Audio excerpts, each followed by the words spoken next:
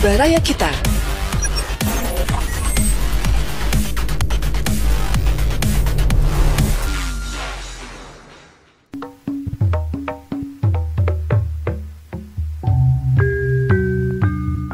Baraya wilujeng tepang dina acara Carpon Sunda garapan Abah Iskandar.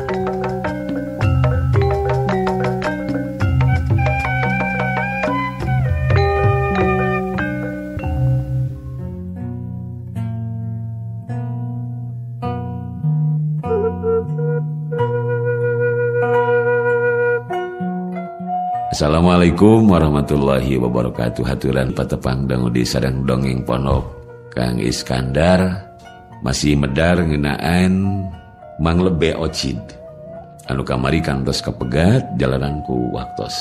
Bagah prung kaparayun sadayana hatur salam kawilujengan kaum sadayana nya anu tangtos parantos ngantos hadirna dongeng ponok wilujeng ngadangukeun.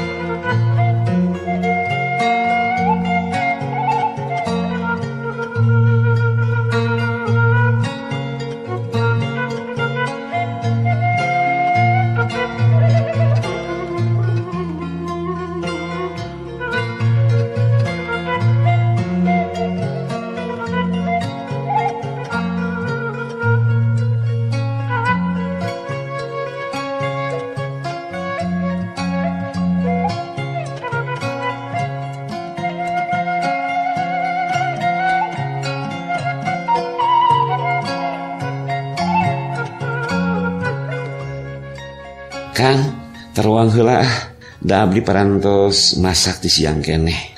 Abdi ngartos, abdi uninga, abdi terang. Pasti teruangna tadi siang. Entak abdi ngahaja masak.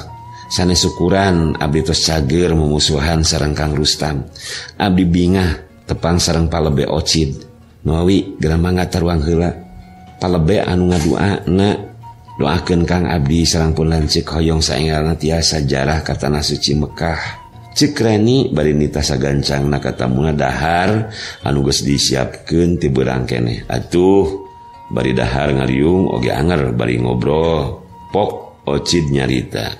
Reni, Rustam, cik akang anu geus pernah ngalaksanakeun ibadah haji, lamun hayang sagancangna indit ka Mekah, jarah ngalaksanakeun ibadah rukun Islam anu kalima, sok doakeun. Sok loba maca Al-Qur'an. Ulah dipilihan macana dengan surat anu hayo dibalakesakeun. Ulah papai di surat mungaran nepi ka akhir terus sing khotam 30 juz.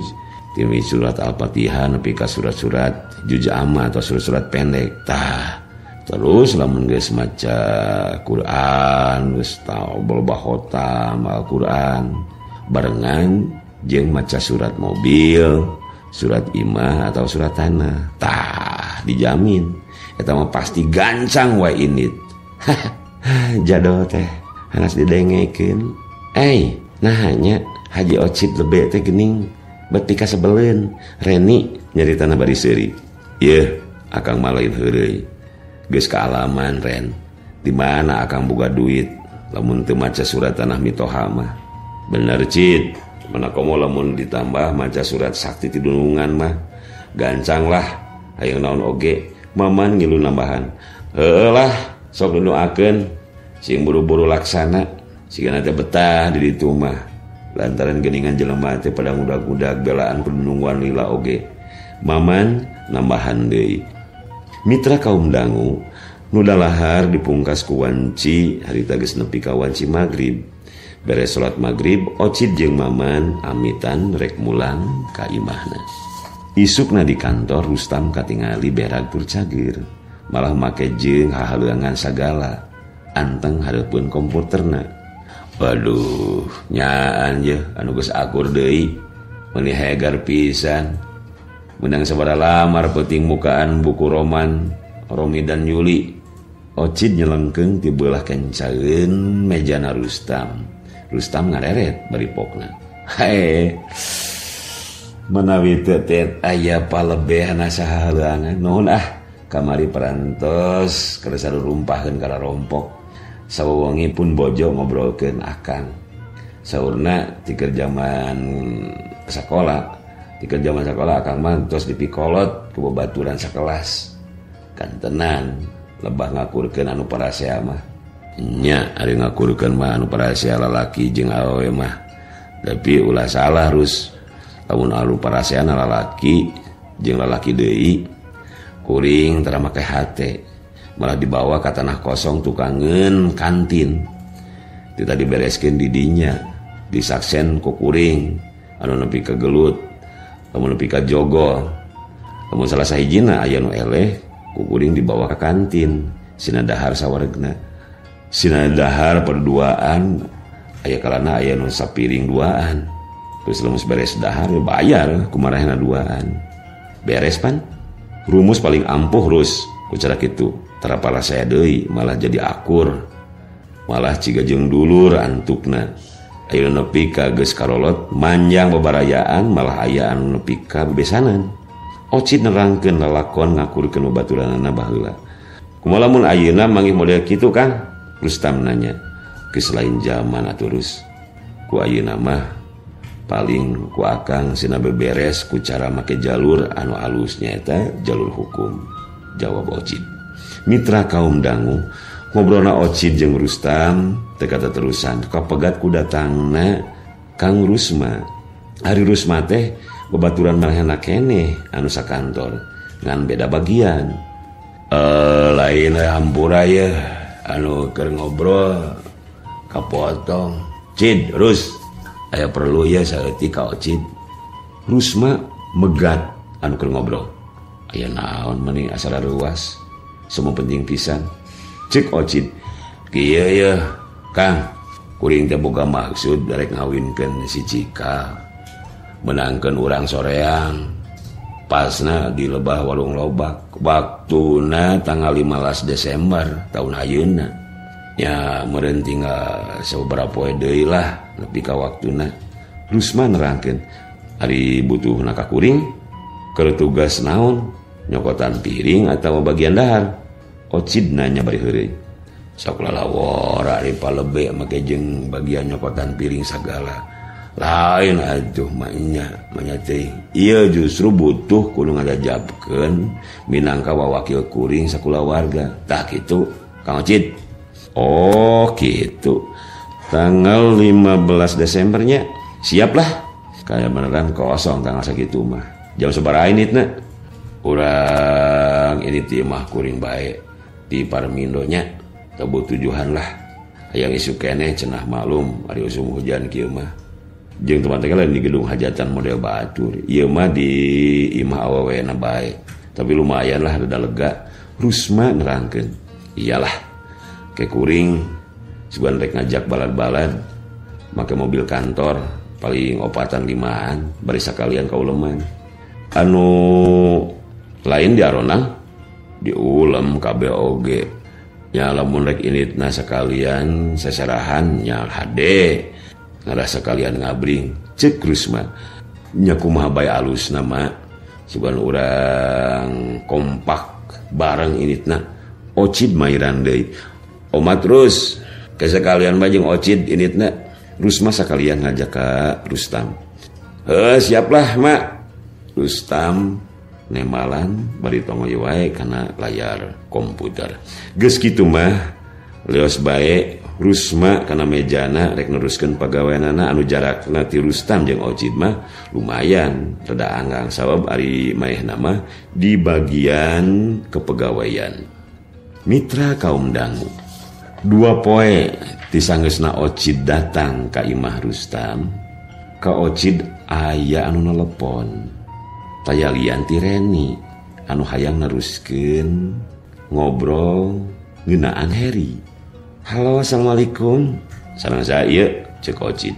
Iya abdi Kang Reni cek suara dina telepon.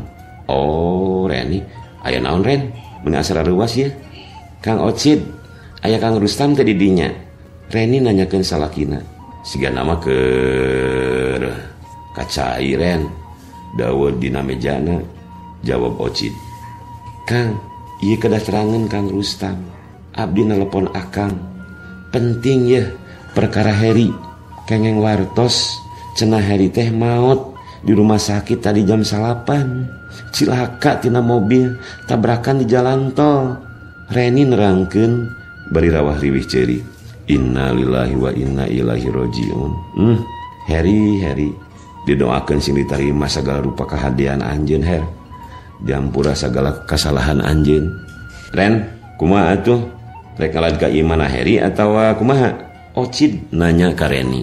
Kang, pami tiasa mah nyelang heula atuh tina kesibukan kantor.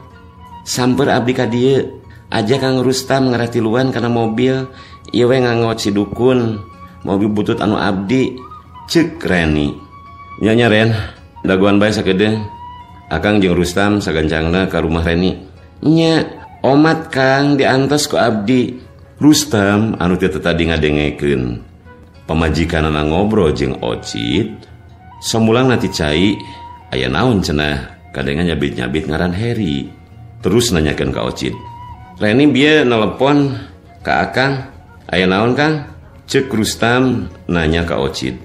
Beunang beja si Heri babaturan SMA mah jeung kuring maot kecelakaan di jalan tol.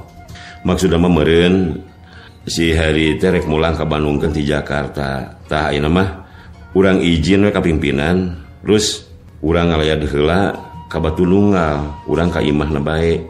Omat Rustam kudu ngilu, da Reni bieu ngomat-ngomat ajak cenah salaki saya. Kitu tah, sok geura siap-siap. Reni geus kandaguan di imah. Wayahna we mobil Rustam kaluarkeun. Ayeuna urang muru ka imah di dinya mah meureunan make motor we. Hiji kuduaan we atawa rek masing-masing. Alusna mah Kang ngarah teu ieu ngarah gancang, geus lah. Akang dibonceng ku abdi. Atuh. Ari kitu mah, yuah. Buru-buru. Mitra kaum dangu. Gancangna carita Ocid, Rustam jeung Reni geus aya di mobil muru ka Batununggal rek ngalayad layona Heri. Anu harita geus dibawa ti rumah sakit ka imahna. Satepina ka jalan Batununggal dalam nomor 8 mobil anu disupiran ku Rustam eureun. Hareupeun hiji imah 2 tingkat yang hareup ka kulon. Kaciri loba anu daratang rek ngalalayad. Bade tumaros Pak. Leres ieu teh bumina Pak Insinyur Heri Sutanto almarhum. Rustam nanyakeun ka nu geus aya di dinya. Leres Pak, dupi Bapak sang saha? Anu ti mananya? Eta jalma malik nanya. Abdi Rustam, lajeng ieu Reni pun bojo, teras ieu Bapak ieu jenenganna Pak Ocid. Abdi teh rerencanganana almarhum nalika nuju di SMA Negeri Salapan. Rustam nerangkeun. Astagfirullahaladzim, ya Allah. Cid, maknya teh inget ka kuring. Ieu teh Dudi. Maknya teh apal ka kuring. Dudi Mulyadi. Dudi ngajelaskeun bari ngarangkul ka Ocid anu dirangkul sarua sonona. Antukna Reni oge milun ngarangkul ka Dudi. Antara kabungah jeung kasedih ngahiji tumplek dina rasa harita anu antukna pok deui Dudi nyarita. Cid, Ren, lalakon urang panjang, engke urang guar. Ayeuna mah hayu urang nempungan Lisda, mana babaturan urang keneh, urut bendahara OSIS. Waktu harita almarhum Heri jadi ketuana, Dudi nerangkeun. Reni ngadenge ngaran Lisda, meg kana hatena asa aya nu numrag. Lantaran inget waktu almarhum Heri jadi kabogohna kungsi kapergo kumanehna keur paduaan ngobrol urusan OSIS. Nepi ka manehna timuru ka Cida. Benu aya kana samingguna. Tapi daya tama baheula jeung nad Heri geus ngababatang jadi bugang anu harita dijepatkeun di tengah imah. Atuh saterusna Ocid, Reni jeung Rustam nepungan Lisda istrina Heri almarhum. Dina kayaan kitu ka Cida Lisda katut 2 anakna sedih anu lain lumayan. Mireung salakina tur bapakna ti 2 anakna kiwari ngan karingarana. Ngiring sungkawa Bu kalayan sajaanum doa mugia almarhum Bapak Heri ditampi segala rupi amal saena tu tadi hapunten tina segala rupi kalepatanana. kulawarga anu di kantun, ibu Kalipala Putra, sepuh-sepuh sadayana, sepuhna Kang Heri, mugi dipaparin kasobaran sareng kaikhlasan. Ceuk Reni bari silirangku jeung Lisda. Hatur nuhun Bu, hatur nuhun kana kasumpinganana tur tapanglayadna kanggo pun lanceuk. Mugi dihapunten cenah sagala rupi kalepatan pun lanceuk kalayan mugi ibu ngapunten ka kelepatan pun lanceuk. Lisda maksakeun mairan tamuna bari terus juh cimata. Ocid jeung Rustam oge sarua nepikeun sungkawana ka bojona Heri tur palaputrana pon kitu deui ka kulawarga ti dua belah pihak.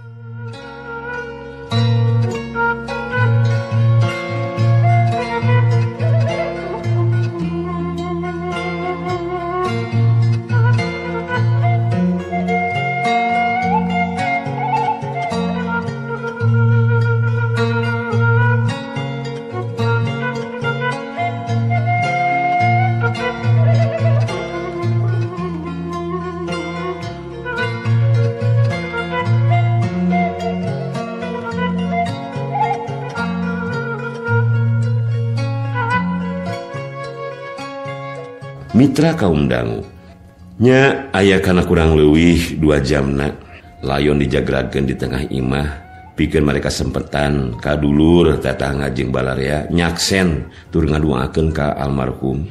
Geus kitu mah sesepuh anu aya di dinya nangtung tur ngabewarakeun kanu ngariung. Assalamualaikum warahmatullahi wabarakatuh. Para wargi sadayana simkuring pun Henry rakana almarhum ngabantun asmana kulawarga ngahaturkeun nuhun kana kasumpinganna panglayadna doa tur takjiahna ka simkuring sakulawarga. Tumali waktos parantos rada siang ayeuna parantos tabuh 2 atuh di Gambung Ciwidey di mana almarhum bade dikurebkeun di dinya. Parantos aya ibar wilayah kuburan parantos beres. Rupina ayeuna urang sami-sami ngalaksanakeun kewajiban urang anu katilu nyaeta nyolatan anu sabadana urang teras ngabujeng ka Gambung. Aya pamunut ti bojona almarhum. Salat jenazah pala dipimpin ku pangresa Bapak Haji Rosidin SIP. Rerencangan caket almarhum nalika nuju di SMA Negeri Salapan. Katur kanggo pangresa Pak Haji Ahmad Rosidin SIP mangga nyangakeun. Wassalamualaikum warahmatullahi wabarakatuh. Pak Henry lanjekna Heri almarhum masrahkeun pikeun mingpin salat jenazah Heri ceukna pikir Ocid. Abongnya geus boga predikat lebe sakitu rempeg ulama kiai di dinya. Nah urusan ieu bat dipasrahkeun ka dirina. Tapi da puguh di imah oge sasatna dokoh kana urusan kieu mah nya teu kaleked. Terus bae Ocid ngalaksanakeun sakumaha kahayang ti lanceukna almarhum Heri. Beres nyolatan jenazah diasupkeun kana ambulan anu saterusna antrian mobil anu jajab sakitu lobana cepet muruk ka Gambung Ciwidey. Mobil Reni anu satedina nganrek ngalayad nepi ka imahna di Batutunggal antukna milu jajab ka Gambung. Ceuk Reni, wios cenah kagok itung-itung mungkas panindeungan manehna jeung almarhum Heri.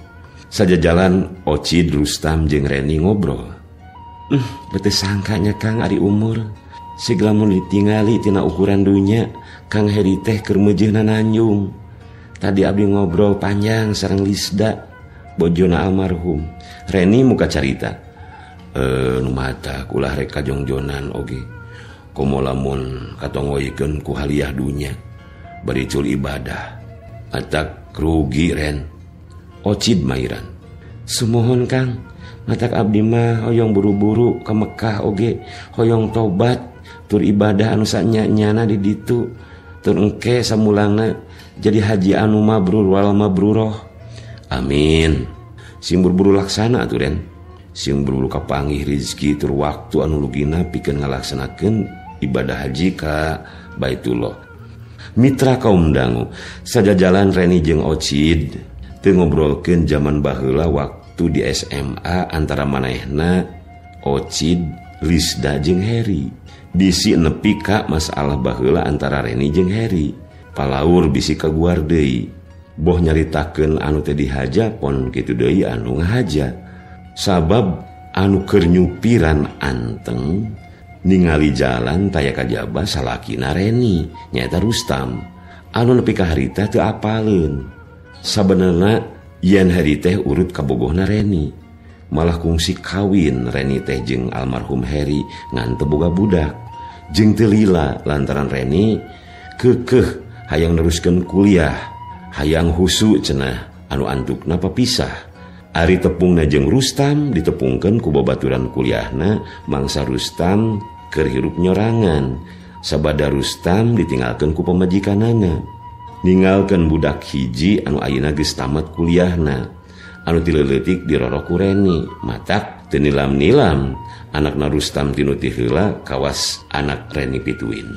Mitra kaum dangu, obrolan harita ngan bisa ngaguar mangsa lawas jeung Heri ngan kureumai Cimata. Komo ke Reni mah ras inget kana kasatiaanana, rasa tanggung jawabna di zaman keur sakola keneh. Nepi kungsi ngahiji ngan teu lila. Nepi ka Heri sukses dina karirna jadi pengusaha properti di Jakarta. Tug nepi ka ajalna pisan. Ieu kabeh ke Reni mah mata kawawaas jeung mata ngarakacak. Nya saak lelembutanana da seglamun teu kaburu Heri kawin ka Lisda mah manehna teh sabenerna mah kungsi nyarita hayang dibalikan deui ku Heri. Kacintana ka Heri anu sakitu gedena leuwih ibarat gedena Gunung Pangrango anu teu waleh ngadago kiwari ngan kantun waasna. Pileuleyan Kang Heri salira teu waleh nganteng dina sanubari, mugia salira pinangih bagja di alam kalanggengan. Amin ya rabbal alamin. Cacap Reni ngagerendeng dina hatena bareng jeung rombongan nepi ka pemakaman kulawarga di Gambung Ciwidey. Malah layon geus aya dina biwir liang lahat. Henry anu masih keneh ngaku adina ka Reni nepi ka ayeuna tur apal kana lalakonna Heri jeung Reni nyampeurkeun. Len omatnya kudu dihampura Heri, adi akang ku Reni jeung Poma ulah pegat dulu-duluran Ren. Kulawarga akang jeung kulawarga Reni malah aya amanah ti Heri anu kudu ditepikeun ka Reni. Tapi kulantaran ayeuna situasina keur kieu engke bae lamun akang geus nyalse. Ieu amanat sabulan sameme Heri poe ayeuna teu nemu ajal. Ceuk Henry nepikeun ieu amanat di satukangan Lisda pamajikan Heri. Insyaallah Kang, piduaana kulawarga urang tetep sasarengan dugi ka pungkas ajal. Ceuk Reni bari ngalimba mireungeuh layon geus dipenem tur geus pada ngurugan ku taneuh beureum. Mitra Ocid anu memang manehna mung tinggalin karena urusan anu kararitu mah. Harita oge milu aub nguburkeun nu deukeut baheula, nu deukeut ayeuna, nu pangnyaahna, anu pangasihna ka almarhum, anu pangtarikna jeung pangbedasna nincakan tanah kuburan supaya jajal tur padet kitu mungguhing silokana hirup jeung maot. Ocid lamokot ku taneuh beureum dina jero hatena galecok. Pileuleyan sobat, pileuleyan jeung salira anu pernah paduaan nyawang harepan. Diajar neangan hartina hirup, ngaji atining rasa kemanusaan, paninengan jeung anu kungsi nebarkeun kanyaah ka sasama. Ocid nyuuh dina tatenger namplokeun doa keur sobatna anu lawas kapegat mangsa. Mitra kaum dangu geus beres nguburkeun mayit, harita hiji-hiji lusles mulang kaserakan sewang-sewang ka asup Rustam, Ocid jeung Reni. Harita geus siap-siap rek muru ka dayeuh Bandung dikeun mulang ka imahna.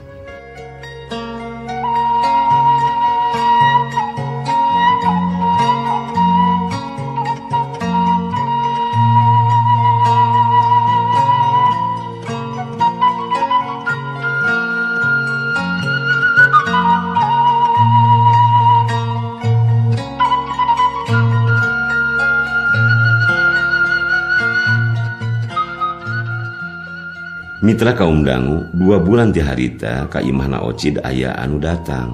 Saurang lalaki tepati jauh. Teu aya kajaba manehna teh Dudi. Batur sabangkuna Ocid. Leuting kumaha manehna mah katingalina leuwih kolot ti Ocid. Mana komo sek dibandingkeun jeung nu lain. Nyaeta cenah kuripuh hirupna teu kaos batur. Lain Dud, kuring mah ngarasa syukur ente bisa nepi ka dieu. Teu sahasab tadi nanyakeun ka saha. Ocid nanya kasemahna sanggeus aya di rohangan tamu. Teu Cid, cok boga warung, itu cenah bumina palabe Ocid mah balik ka kuring nuduhkeun. Dudi ngajawab pananyana Ocid. Syukur karunya bisi sasab kieu Dud ari mah pagawe leutik mah nyelepet dina gang anu teu asup beca-beca acan. Ceuk Ocid. Kudu bagja Cid, maneh mah di dia pada nyebut lebe. Di Indonesia mah ngan 2 nu make gelar LB.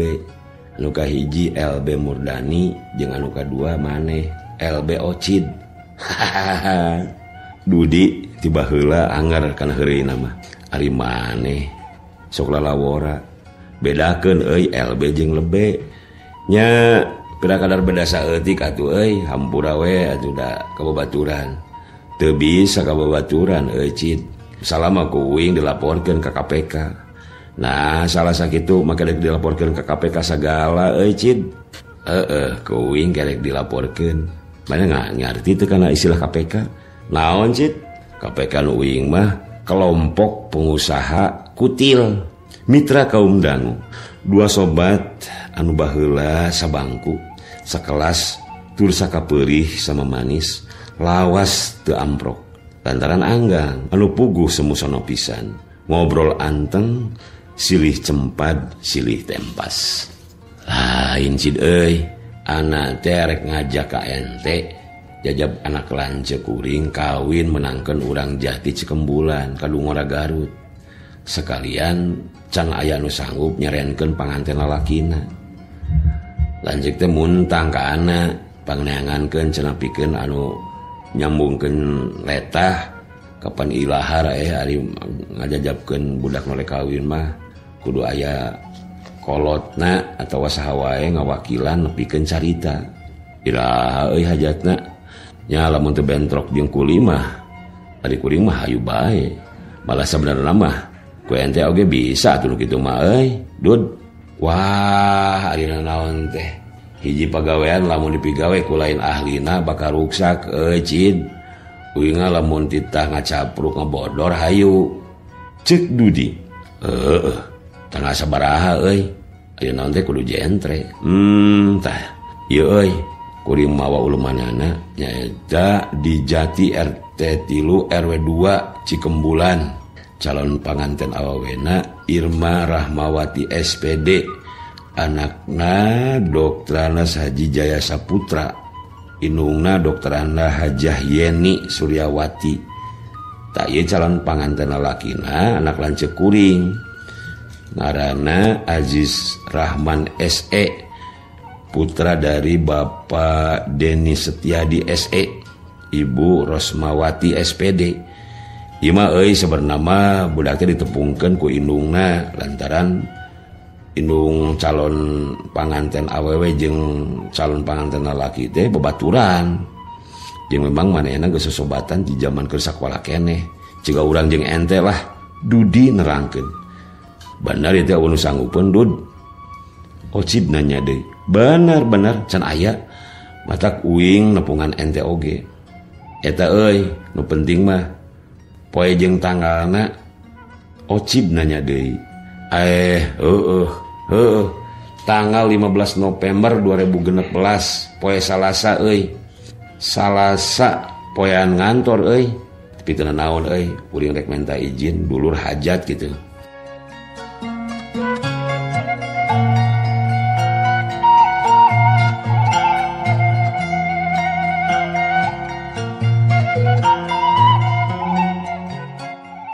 Mitra kaum dangu, Salasa tanggal 15 November 2016 rombongan geus nepi ka Jati Cikembulan.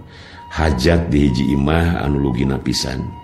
Imah agreng, buruanan lega, anu harita geus ditiungan ku tenda sapinuhna. atuh ocid anu kapancen gawe masrahkeun calon panganten lalaki keur biantara masrahkeun di panggung make jas warna bulau kolot lapis kameja bulau ngora dasina beureum estuning sieup jeung pakulitan anu kaasup bodas saliwat mah lebih ocid teh ciga dirjen perhubungan atawa presenter TV sageningan Helmi Yahya kitu. Sim kuring ngabantun asmana pun lanceuk sejak nyangakeun ieu pun anak wasta pun Aziz Rahman seueuna ti Bapak Deni Setiadi sareng Ibu Rosmawati nyangakeun jirimna sareng jisimna demi jirimna ti luhur sausap rambut ti handap sahibas dampal ti deungeut ayeuna sok sanos geutina satetes rambut ngasalamar ammekanana sadami sim kuring tos teu ngagaduh-gaduh atuh demi jisimna cek paripaos ieu pun anak init subuh datang berang labuh curug grag-grag jungkrang pati hirupna bahulana wangkelangna rampes kasangakeun kapangresa bapa kali ibu di dieu pamungkas samakta perang wijana nyangking gegaman anu langkung pamor mangrupa talutug nahun anu nyumput teu karahaan si eta mah teu kakantun margi gantung teu hese manggul gawing teu hese ngajingjing ngaplek teu hese nyoren sim kuring nangel kana banter tur wedelna. Wassalamualaikum warahmatullahi wabarakatuh. Beres kilabe ocid biantara gerbe atuh ragem emprak meureun kataji ku babasan anu dikedalkeun ku kilabe ocid anu singet tapi kaharti pareng geus diuk deui parendeng jeung Dudi mana bisa ngomong kitu cid ning alus euy Dudi ngaharewos ari maneh nu kitu-kitu bae pebari atuh pulang pulung we euy di mana we nu kitu mah lain euy jelema cenah eta teh saha bieu anu ngaharewos ka kuring acek kuring teh ceng eta teh lebe ocid cing dengan teh ku urang dibejakeun kitu euy cid ari maneh sok rupa-rupa pisan engke urang terkenal atuh di dieu euy jadi lebe maneh sok tarang ngaragaan ka kuring sidem we atuh istilah lebe mah nyaho maneh tong dibejakeun ka batur.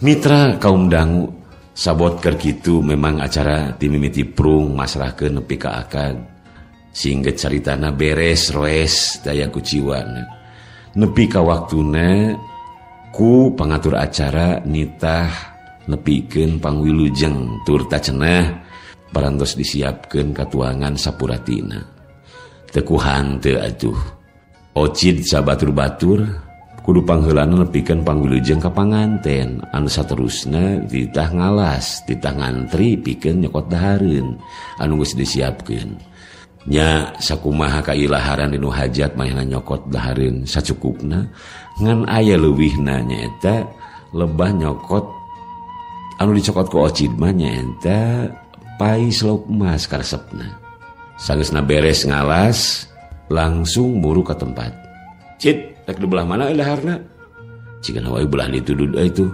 aya kana kursi anu lowong.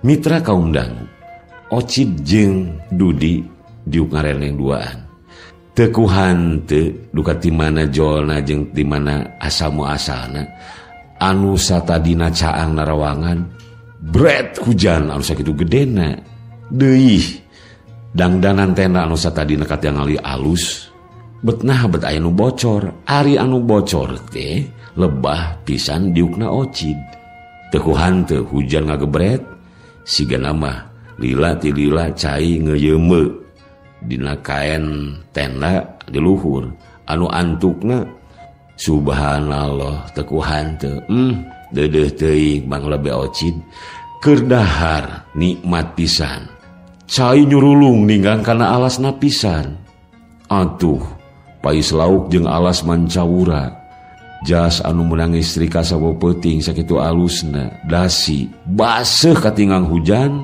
alas mancawura kawiwirangan lain dikira jeung aneh deui anu bocor teh ngan lebah dinya anu gede mah. Sebenarnya mah hujan mah bocorna datana teh aya oge lebah anu batur. Ngan teu pati gede, anu lebah nyurug pisan mah lebah diukna Haji Ocid. Ocid ganjang mulu keluar ti eta riungan dahar. Dudi anu gigireun geus teu kuat ngahuap ngan seuri teu kuat. Lantaran cek pikiran Dudi, anu nganggo jas, anu sakitu saena, anu nganggo dasi, jenengan ge agreng. Haji Ahmad Rosidin SIP atau kumaha nama geus disebut Mang Lebe anu dipi sepuh anu dipi kolot ku sadayana harita kedah nembahan wiwirang. Segancangna Ocid muru kanu rada aman tidinya lantaran lamun kapireungeuh ku batur atawa tamu uleman anu datang pasti erana bakal leuwih. Lantaran mehna make baju keur maran cucut lantaran alas sapiring meh tamplok kabeh kana baju. Ocid ngagerendang dina hatena. Ya Allah Gusti aing meunang landihan Mang Lebe ti leuletik. Mang Lebe anu kamasyhur pada mikolot bahkan aing meunang porsi tugas oge anu panghareupna pangheulana. Ayeuna aing meunang wiwirang pangheulana baju aing beak alas tamplok kabeh kana baju anu sakieu alusna. Tamat mitra kaum dangu ngeunaan Mang Lebe Ocid deh kitu dugi ka hanteunanya kitu keng landihan ti leuletik kagungan sebatan Mang Lebe tapi pangheulana menang wiwirang di uleman katinyu atawa katinggang ku hujan nyurug pisan ka manehna sorangan sedengkeun anu sanes mah henteu lalakon Mang Lebe ulang cekapkeun sakitu insyaallah ditepang daungkeun di sareng dongeng pondok anu sanesna. Hatur nuhun. Wassalamualaikum warahmatullahi wabarakatuh.